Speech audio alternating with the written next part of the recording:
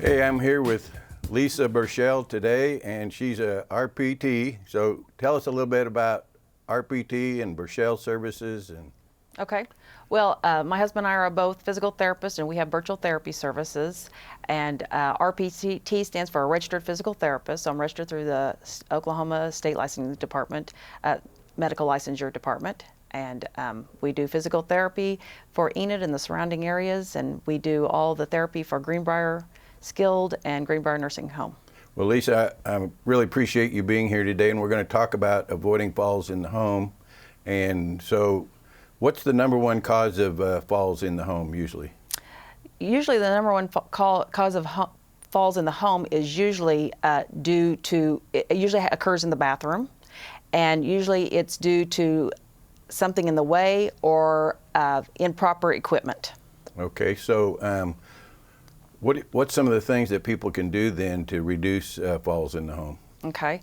When you look at from a home standpoint, one of the first things I always tell everybody is when you're getting around in your home, shoes are very important. So we like to be barefoot at home, and that's fine. We like to put on flip-flops at home, and that's not always a good idea. So lots of times little ladies like to wear slippers, they like to wear flip-flops, they like to wear some type of sandal, and that is a good way to fall and trip yourself. So the first thing I always tell them to think about is what shoes they're putting on, whether it's a non-skid sock or whether it's a shoe that goes around the heel and secures to the foot easily. So that's one of the first things I look at. Okay, and we're talking about seniors here, and so how detrimental is a fall usually? It can often lead to really declining health issues, wouldn't you say? It can. It sure can. Falls can lead, if you have a fall, you increase your chances of having another fall by 50% every time you do that. Wow. Yeah. And then every time you have a fall, you're increasing your chances of a break. And we know where those breaks go. They go into hip replacements, they go into sepsis, they can go into several different areas that decrease our ability to be at home by ourselves. So are there other things, take my mother-in-law for an example. I know she had a declining health issue and had some falls, and she went into skilled nursing, and you guys worked with her. Tell us some of the things that you did to probably equip her to go home and not fall down. Okay. Some of the things that we do is we look at equipment itself. Lots of times someone comes in, they're walking with a cane, and walking with a cane is not safe for them. So we switch their assistive device. We'll switch them to a walker that has wheels with 4 wheels. We'll switch them to a walker that maybe has 2 wheels. Gives them a little more support. Second, when they're home alone by themselves, they start getting scared of falling. And so they do what we call a nesting syndrome. They like to have their chair, they like to have everything around their chair, and we do as little as possible to get out of that chair because we know we might fall.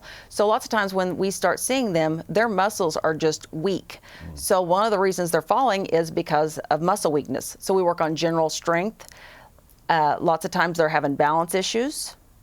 So we work on balance reflexes and getting that back because we haven't been using those. So those are some of the things that we do. So what's some advice you would give, I'm 68 years old, I'm getting older, to people so that we avoid getting into that condition to begin with? One of the best things that you can do is to stay strong yourself. And whether that's starting yourself on a walking program, the older you get, the more we need to think about exercise as a prescription. And you need to be doing something to keeping our muscles strong because you're only as strong as your weakest muscle. Right. And so the more you can think about a strength training program that you like, whether it's going to the Y, whether it's walking around in your town or bicycling, anything like that to keep your muscles strong. That's one way you can keep yourself from falling. Go ahead. Another way that I talk to people about, we get really used to how our homes were forever. And so when we used to be young and had young kids and we have carpet in our homes, it's easy not to think about ever replacing that carpet, or we used to keep rugs in front of our chairs to keep the carpet path from getting trodden down. I start talking about how do we change our home to keep us safe. So throw rugs need to start leaving. As our carpet ages, I've been into people's homes that we start getting a rippling effect of that carpet. So either having the carpet stretched, taking out the carpet and getting a new type of flooring where we're not tripping on that carpet are some good ways to start doing that when we're younger. So speak to maybe the children of an elderly person, and do you have any kind of like checklist or anything they could go through the house and go, oh, Mom, you shouldn't have this, or Dad, let's fix this, or have any suggestions for them? Yeah. So let's start with throw rugs. Just get rid of them all. And we like throw rugs. We really do.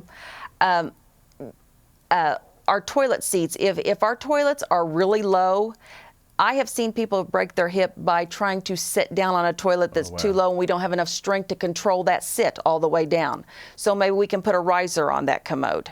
In the bathroom, we love to use towel racks for hand pull bars when we get older. And so I just start thinking about eliminating those towel racks and putting a grab bar there instead. They can still even hang a towel on it. And there's, pretty grab bars now that used to look pretty institutionalized, and now we can get them looking really nice. Just start replacing those. Non-skid surfaces in the showers.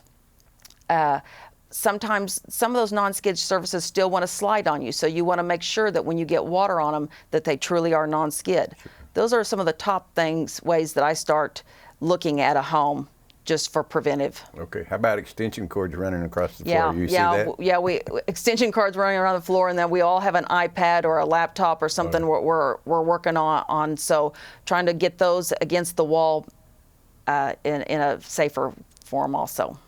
So does Burshell Services, do you do anything in the home, or you just do it at the facilities, or?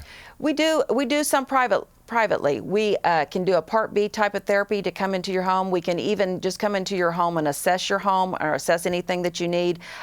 They're always free to give us a call, and we can, if we think that you need more outpatient, we can tell you where you need to go from that. So we can help in several different ways. So like if I felt like my mom's house wasn't safe, and maybe she's not listening to me too good because I'm her kid after all. Right. But I could call you guys and you could help like explain to Mom, hey, you do need this grab bar, sure. You do need to get rid of this rug or sure, anything that's like right. that. That's right. We can come and do that. Okay. Any closing thoughts about that you want to think people really need to know this about avoiding falls in the home? Stay strong. Stay as strong as you can. Mm-hmm. Yeah.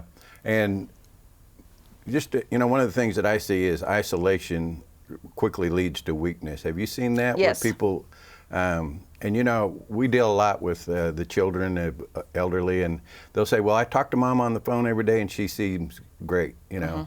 But they're not there to see that deterioration. So would you encourage people to get involved in activities out the home, the senior center, any place where it's going to give you a reason to get up out of that easy chair? That's right. That's right. And we've seen what COVID did to us.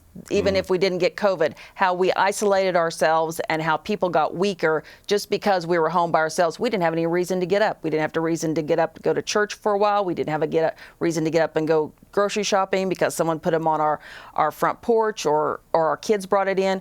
And people got weak very fast. We all love our recliners, but is that a good thing or a bad thing?